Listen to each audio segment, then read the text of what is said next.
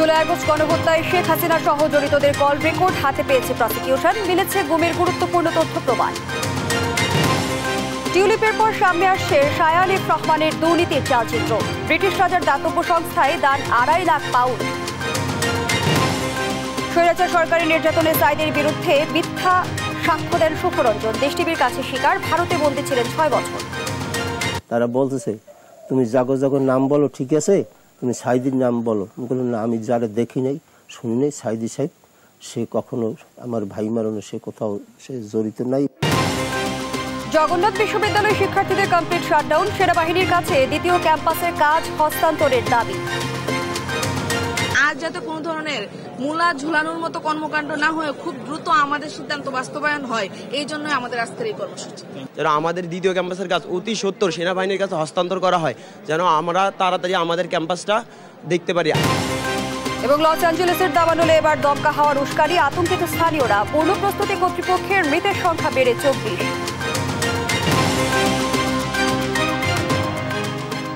দেখছিলেন শিরোনাম সংবাদ দুপুরের সাথে আছি আমি ফারনাজ জুই। এবারে বিস্তারিত। জুলাই আগস্টের গণহত্যায় শেখ হাসিনা সহ জড়িত অনেকের গুরুত্বপূর্ণ কল রেকর্ড হাতে পেয়েছে প্রসিকিউশন। তবে ট্রাইব্যুনালে তথ্য প্রদানে অসহযোগিতার অভিযোগ করেছেন প্রসিকিউটররা। আন্তর্জাতিক অপরাধ ট্রাইব্যুনালের প্রসিকিউটর কার্যালয় থেকে এ তথ্য জানানো হয়। প্রসিকিউশনের আবেদনের ভিত্তিতে এই কল রেকর্ড সিআইডি ল্যাবে বিশ্লেষণের জন্য অনুমতি দিয়েছে ট্রাইব্যুনাল।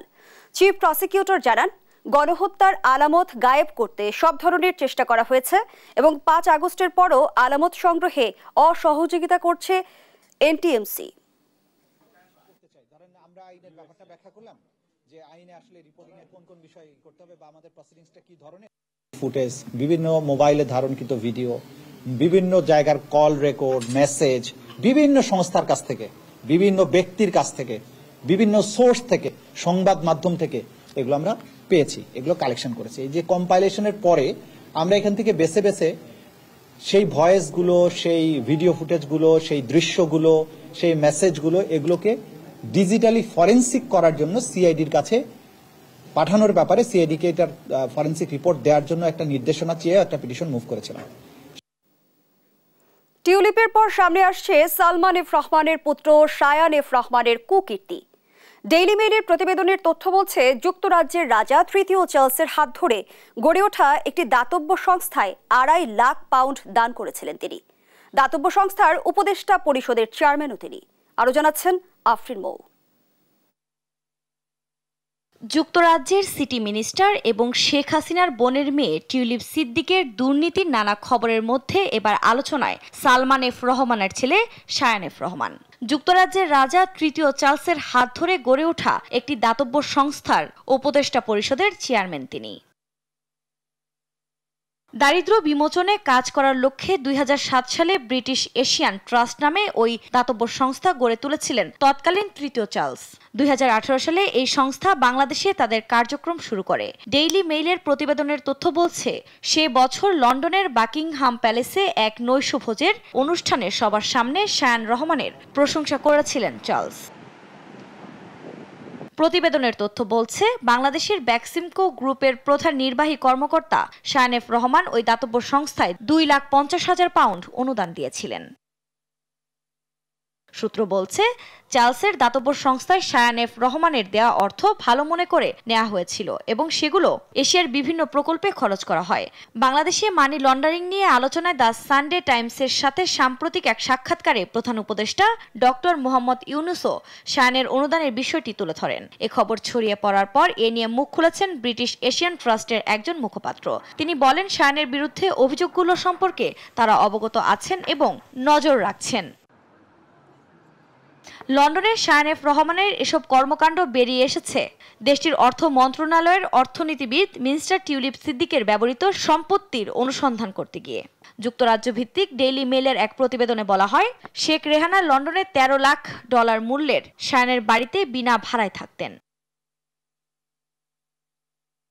শায়ান এফ রহমানের জন্ম ব্রিটেনে।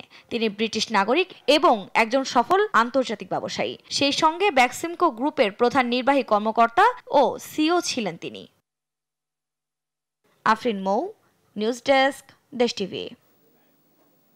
আয়নাঘরে নির্যাতনের মুখে সেদিন মাওলানা দেলোয়ার হোসাইন সাঈদীর বিপক্ষে মিথ্যা সাক্ষ্য দিতে বাধ্য করেছিল স্বৈরাচার সরকার। এমন চাঞ্চল্যকর তথ্য দিলেন তৎকালীন রাষ্ট্রপক্ষের সাক্ষী সুখরঞ্জন বালী।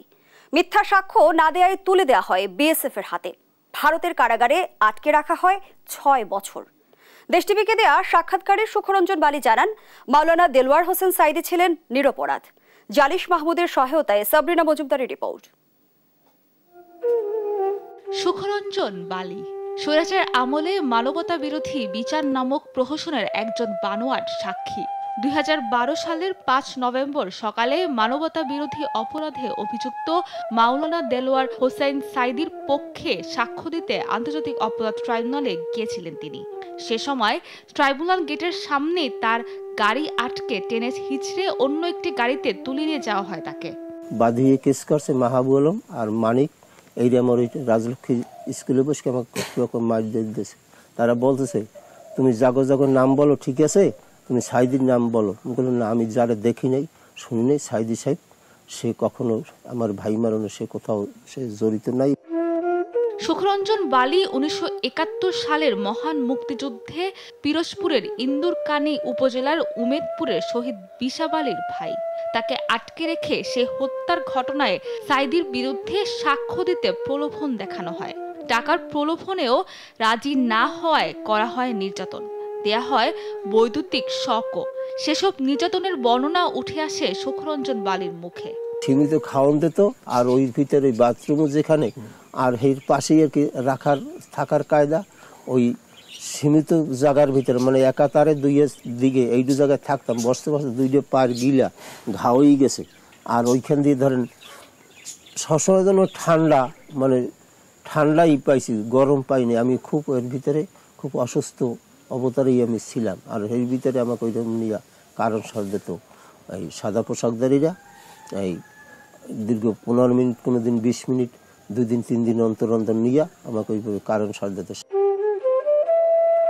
সুখরঞ্জনের অভিযোগ, এত সব নির্যাতনের পরও সাঈদীর বিরুদ্ধে সাক্ষ্য না দেয়ায় ভারতীয় সীমান্তরক্ষী বাহিনী বিএসএফ এর হাতে তুলে দেয়া হয় তাকে। সেখানে তার উপর চলে অবর্ণনীয় অত্যাচার। বন্দি করে রাখা হয় বসিরহাট জেলে, পরে নেওয়া হয় দমদম কারাগারে। বিএসএফ এর কাছে দেশে বিএসএফরা তখন দেওয়ার সাথে সাথে মাই ওসাই দেশে এই 2 কান এইখানে ঘাদি ফেলাইয়া বিএসএফ এর হাতে দেশে এই বিডিএর ধরিয়া অসুস্থ মানে ভীষণ। তখন আমাকে আপনার স্বরূপ এরা বসিয়ে দিয়া আপনার দমদম কারাগারে পাঠাইছে চিকিৎসা বাদার করার জন্য। দীর্ঘ 5 বছর জেল খাটার পর 2018 সালে ভারতের প্রশাসন ও মানবাধিকার সংস্থার সহায়তায় সুপ্রিম কোর্টের আদেশে কারাগার থেকে ছাড়া পান তিনি। দেশে এসেও নির্যাতনের ভয়ে যেতে পারেননি বাড়ি, পালিয়ে বেড়ান এখানে ওখানে। আমি ছেলে মেয়ে কোথায় কি ছিল, কি করছে তাও আমি জানতে পাইনি। আমি খুব দুঃখজনক নিয়েই এখন পর্যন্ত আমি আছি খুব দুঃখের উপরে। এই আমি নিজে, আমার স্ত্রী মারা গেছে আমার চিকিৎসা বগর, এই আমরা তার চিকিৎসা করাইতে পারি নাই, পয়সা নাই, পাতি নেই, নিজেরই আহার নিজেরই আমার জোরে না, এই অবস্থায় আমি আছি। রাষ্ট্রীয় পৃষ্ঠপোষকতায় অপহরণ, গুম, নির্যাতন ও ভারতে কারাবন্দী থাকা সহ তার সাথে ঘটে যাওয়া সব অন্যায় বিচারের ও ঘটনায় জড়িতদের দৃষ্টান্তমূলক শাস্তির দাবি সুখরঞ্জন বালীর মুখে। সাবরিনা মজুমদার, দেশ টিভি, ঢাকা। জুলাই আগস্টে গণহত্যা, শেখ হাসিনা সহ জড়িত অনেকের গুরুত্বপূর্ণ কল রেকর্ড হাতে পেয়েছে প্রসিকিউশনের আবেদনের ভিত্তিতে এই কল রেকর্ড সিআইডি ল্যাবে বিশ্লেষণের জন্য অনুমতি দিয়েছে ট্রাইব্যুনাল। দর্শক, এ বিষয়ে বিস্তারিত জানাতে যুক্ত হচ্ছেন আমাদের সহকর্মী, আমরা যুক্ত হচ্ছি তার সঙ্গে।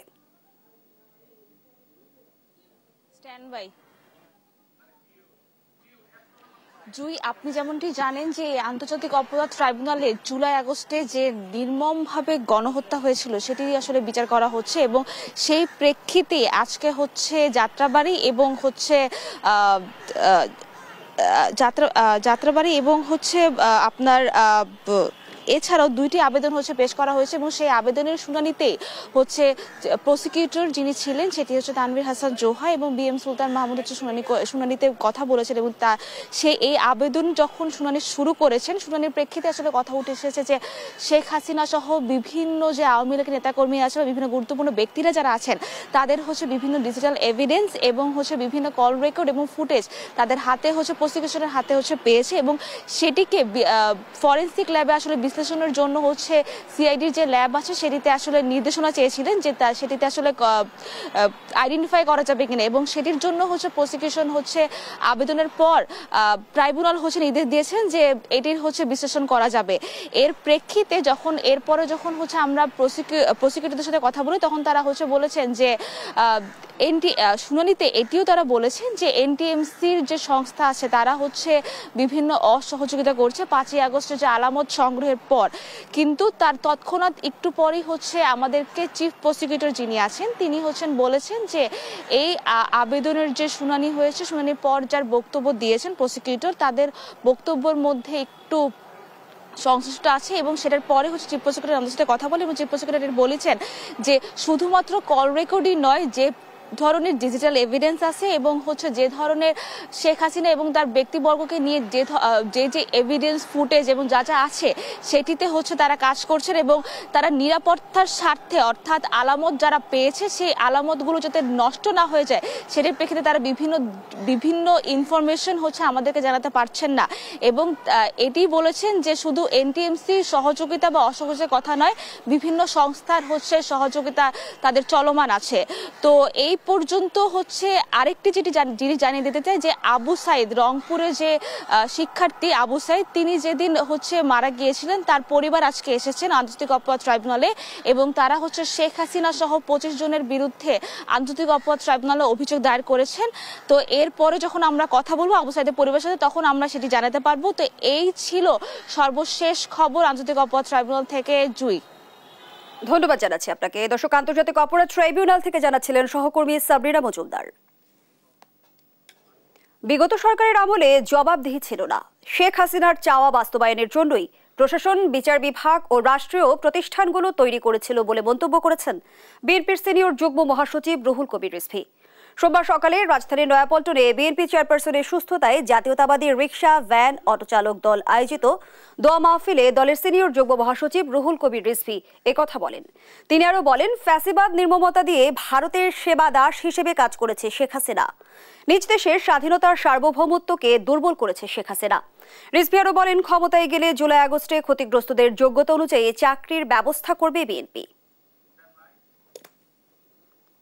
বিচারিক নির্মমতা, এইভাবে বিচারক যে আপনার দলের কৃতদাস হতে পারে এবং একজন প্রধানমন্ত্রীর অবৈধ প্রধানমন্ত্রীর কৃতদাস হতে পারে, তো তাদের বিরুদ্ধে কোনো পদক্ষেপ নেওয়া যাবে না। তাদের বিরুদ্ধে বৈপ্লবিক সিদ্ধান্ত হওয়া দরকার ছিল। তাদেরকে এক কলমের খোঁচায় তাদেরকে আপনার জঞ্জাল মুক্ত করা উচিত ছিল।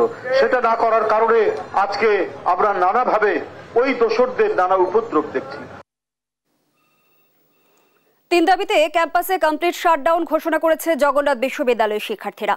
এর মধ্যে অন্যতম দাবি, দ্বিতীয় ক্যাম্পাসের নির্মাণ কাজ দ্রুত সেনাবাহিনীর কাছে হস্তান্তর করতে হবে। এছাড়া হলের সংস্কার কাজ না হওয়া পর্যন্ত শিক্ষার্থীদের আবাসিক ভাতা প্রদান করার দাবি জানান তারা। এদিকে রোববার থেকে লাগাতার অনশন কর্মসূচি পালন করছে শিক্ষার্থীরা। এতে অসুস্থ হয়ে 20 জন শিক্ষার্থী হাসপাতালে ভর্তি হয়েছেন। পরে সংবাদ সম্মেলন করে জানানো হয়, সোমবার দুপুরের মধ্যে বিশ্ববিদ্যালয় প্রশাসন, শিক্ষা মন্ত্রণালয় ও ইউজিসি সমস্যা সমাধানে আলোচনায় না বসলে সচিবালয়ের অভিমুখে যাত্রা করা হবে। এদিকে তাদের দাবির সঙ্গে একাত্মতা জানিয়ে বিশ্ববিদ্যালয়ের শিক্ষক সমিতি 30 মিনিটের মধ্যে মন্ত্রণালয় থেকে বসার বা সবার কোনো ঘোষণা না আসে তাহলে আমরা 1:30টায় জগন্নাথ বিশ্ববিদ্যালয় থেকে সচিবালয়ের দিকে পদযাত্রা করব। দর্শক, যেমনটি জানাচ্ছিলাম, আবাসন সংকট সমাধানের দাবিতে শাটডাউন কর্মসূচি পালন করছে জগন্নাথ বিশ্ববিদ্যালয়ের শিক্ষার্থীরা। বিস্তারিত জানাতে সরাসরি যুক্ত হচ্ছেন সহকর্মী নিয়াজ মোর্শেদ। নিয়াজ, সংবাদ সম্মেলনে কি বললেন শিক্ষার্থীরা? প্রশাসনের পক্ষ থেকে কোনো আশ্বাস দেওয়া হয়েছে কি?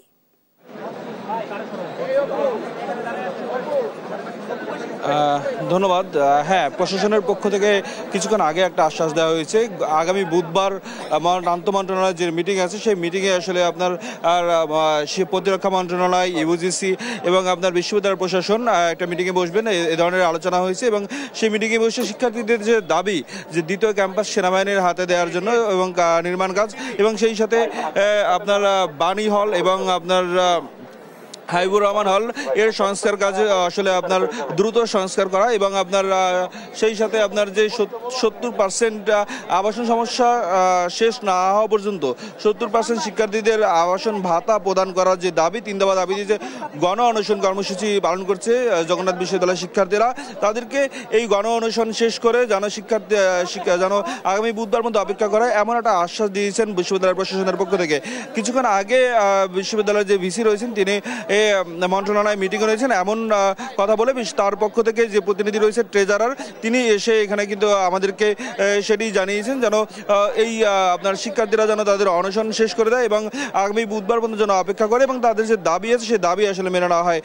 এবং এর আগে কিন্তু বিশ্ববিদ্যালয়ের যারা শিক্ষক সমিতি রয়েছে তারা কিন্তু শিক্ষার্থীদের সাথে একমত পোষণ করছেন, যদি সচিবালয় অভিমুখে যদি যাত্রা করে শিক্ষার্থীরা, তারাও তাদের সাথে একই সাথে যাত্রা করবেন এমনটা আসলে জানিয়েছেন আমাদেরকে। তবে কিছুক্ষণ পরেই কিন্তু আবার আপনার শিক্ষার্থীরা ব্রিফিং করবেন যে আসলে তাদের বিশ্ববিদ্যালয় প্রশাসনের যে আশ্বাস এবং শিক্ষকরা যে আসলে একমত পোষণ করছেন সেটি আসলে তারা মেনে নেবেন কিনা, এবং আপনার বিশ্ববিদ্যালয় প্রশাসনের পক্ষ থেকে যে আপনার যে আগামী বুধবার পর্যন্ত তারা অপেক্ষা করবেন কিনা, এবং আসলে যে এই মন্ত্রণালয়ের যে মিটিং না হওয়া পর্যন্ত আসলে আপনার অনশন তারা ভাঙবেন কিনা, আমরা এখনো পর্যন্ত আসলে সেই তথ্য জানতে পারিনি। তবে যেটি বলা ছিল যে 1:30টার দিকে তারা আসলে সচিবালয় অভিমুখে যাত্রা করবে, সেটি আসলে এখন পর্যন্ত তারা করেনি। তারা আমাদের সাথে কিছুক্ষণ পরেই আমরা যেটি তথ্য পেয়েছি আমাদের সাথে কথা বলবেন এবং জানাবেন আসলে বিশ্ববিদ্যালয় প্রশাসনের পক্ষ থেকে যে আশ্বাস দেওয়া হয়েছে সেই আশ্বাসটি আসলে তারা মানবেন কিনা, এবং আমরা কিছুক্ষণ পরে হয়তো বা আপনাদেরকে জানাতে পারবো।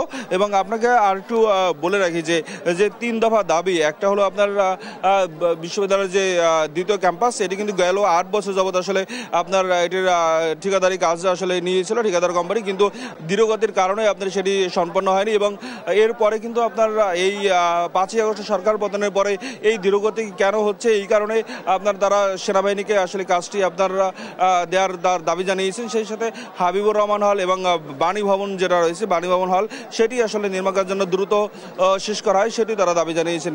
এই ছিল আমার কাছে আপনার জগন্নাথ বিশ্ববিদ্যালয় থেকে সর্বশেষ তথ্য। ধন্যবাদ জানাচ্ছি আপনাকে। দর্শক, জগন্নাথ বিশ্ববিদ্যালয়ের পরিস্থিতি জানাচ্ছিলেন সহকর্মী নিয়াজ মোর্শেদ। পূর্বাঞ্চলে অবৈধভাবে 60 কাঠা প্লট বরাদ্দের অভিযোগে শেখ হাসিনা, রেহানা সহ কয়েকজনের বিরুদ্ধে আরো 3টি মামলা করেছে দুর্নীতি দমন কমিশন। এ নিয়ে ব্রিফ করছে দুদক। আমরা সরাসরি চলে যাচ্ছি সেখানে। আপনাদের সকলকে অনেক ধন্যবাদ।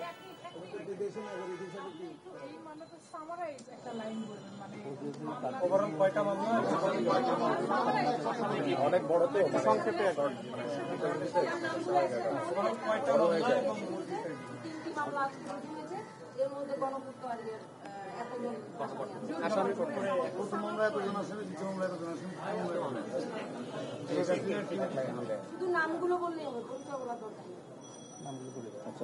অভিযোগ সংশ্লিষ্ট জনাব রেহানা সিদ্দিক, তার মেয়ে জনাব টিউলিপ রিজওয়ানা সিদ্দিক এবং জনাব শেখ হাসিনা সাবেক প্রধানমন্ত্রী সহ মোট 15 জন আসামির বিরুদ্ধে আজ একটি মামলা রুজু হয়েছে। অভিযোগ সংশ্লিষ্ট জনাব রাদওয়ান মুজিব সিদ্দিক, তার বোন জনাব টিউলিপ রিজওয়ানা সিদ্দিক এবং জনাব শেখ হাসিনা সাবেক প্রধানমন্ত্রী সহ মোট 16 জন গৃহায়ন ও গণপূর্ত মন্ত্রণালয়ের কর্মকর্তা এবং রাজুকের কর্মকর্তাদের বিরুদ্ধে বেআইনিভাবে ক্ষমতার অপব্যবহার পূর্বক রাজুকের পূর্বাঞ্চল প্রকল্পের প্লট বরাদ্দের অভিযোগে আরো একটি মামলা রুজু করা হয়েছে। 16 জন পরিবর্তন আছে এখানে। সংশ্লিষ্ট নথিতে যাদের যাদের সম্পৃক্ততা ছিল তাদের নাম এখানে এসেছে। নাম একই থাকতে পারে এবং নামের ক্ষেত্রে পরিবর্তনও রয়েছে। ওকে। শেখ হাসিনা সহ 25 জনকে আসামি করে আন্তর্জাতিক অপরাধ ট্রাইব্যুনালে অভিযোগ দায়ের করেছে জুলাই আন্দোলনের প্রথম শহীদ আবু সাঈদের পরিবার। সোমবার আবু সাঈদের ভাই রমজান আলী প্রসিকিউশনে এই অভিযোগ দায়ের করে। অভিযোগ দাখিলের বিষয়টি নিশ্চিত করেন ট্রাইব্যুনালের চিফ প্রসিকিউটর তাজুল ইসলাম। তিনি বলেন, এ ঘটনায় রংপুরে একটি মামলা হলেও ট্রাইব্যুনালে বিচার চলতে কোনো বাধা নেই। ছাত্র জনতার আন্দোলনে 16 জুলাই বেগম রোকেয়া বিশ্ববিদ্যালয়ের সামনে পুলিশের গুলিতে নিহত হন আবু সাঈদ।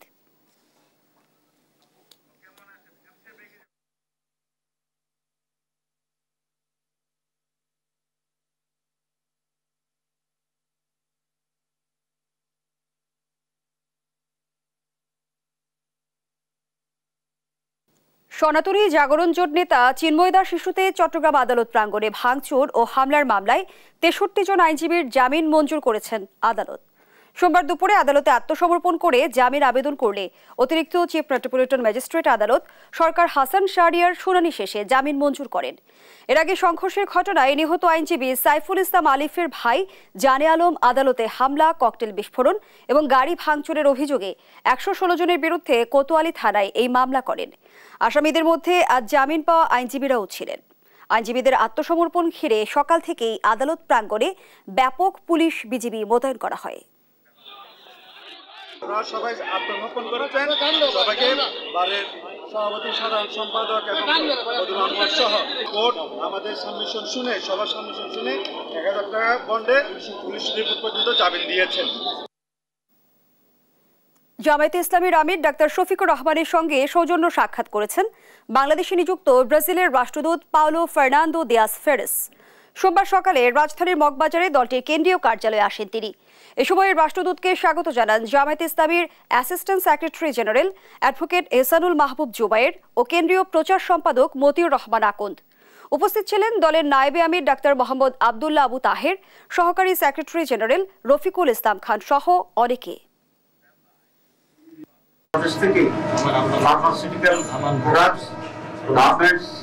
এই সমস্ত বিষয় বাজারে যেতে পারে, সেগুলো আর কিভাবে বেশি করে রপ্তানি করা যায়।